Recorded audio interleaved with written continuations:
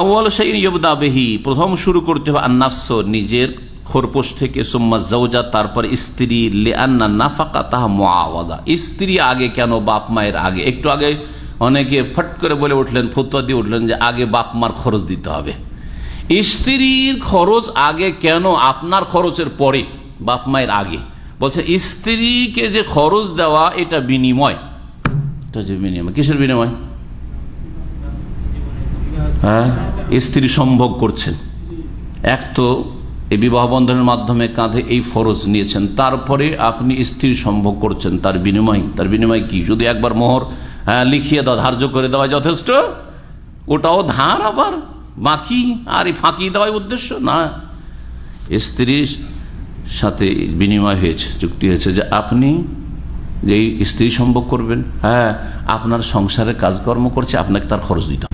স্ত্রীর পরে ফোকাহে কেরামরা বলেছেন যে কৃতদাসী। এখন কৃতদাসী জামানা নেই, না খেয়ে মরে যাবে মালিক না দিলে, কারণ যা কিছু ইনকাম সব তো নিয়ে গেছে।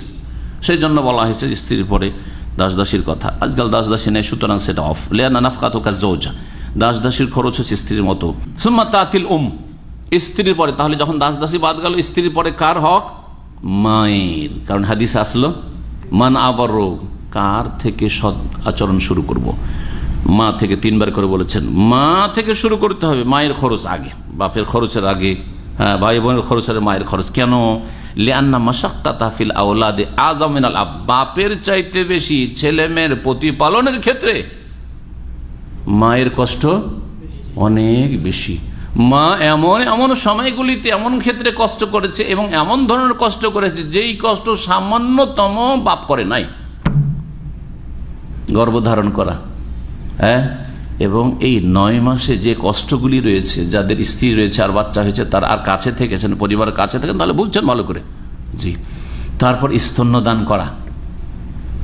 এই স্তন্যদানকালে ছেলে যতক্ষণ পর্যন্ত চলাফেরা করতে, নিজে থেকে বাথরুমে যেতে শিখে, ততক্ষণ পর্যন্ত সারা রাতে কতবার পেশাব করেছে, পায়খানা করেছে, অথবা অসুস্থ থেকেছে, সপ্তাহ অসুস্থ, সপ্তাহ রাত জেগে।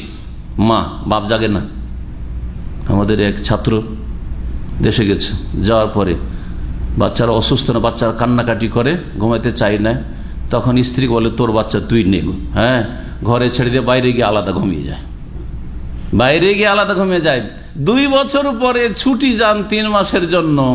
আর বাচ্চাগুলিকে ঘুম দেওয়ার ক্ষেত্রেও যদি স্ত্রীর শরীক না হন, তাহলে কি অধিকার রাখেন ছেলে মেয়েদের কাছ থেকে সদ্ব্যবহারের বাপ হিসাবে? চিন্তা করুন, আপনি কিয়ামতে ফাঁসবেন না?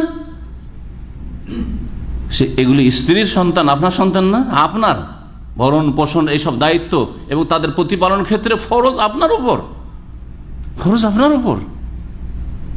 এই চরিত্র যদি যারা দিন শিখে তাদের হয়, তাহলে যারা দিন শিখে না তাদের কি অবস্থা? আল্লাহ যেন হেদায়েত দান করেন এবং আল্লাহ যেন আমাদেরকে গুমরাহির পথে না ঠেলে দেন। আর আয় রোজগার খরচ করার ক্ষেত্রে অগ্রাধিকার কে পাবে, বাবা মা নাকি সন্তান? এটার উত্তর কিন্তু এসে গিয়েছে। আল্লাহ রাসূল সাল্লাল্লাহু আলাইহি ওয়াসাল্লাম বলেছেন, আতে কুল্লাযী হাক্কিন হাক্কা, প্রত্যেক হকদারকে তার হক, তার রাইটস দিয়ে দাও। আপনার উপর আপনার সন্তানের একটা হক আছে। বাবা মায়ের ওসিলা দিয়ে আপনার সন্তানের সে হককে ইগনোর করতে পারেন না।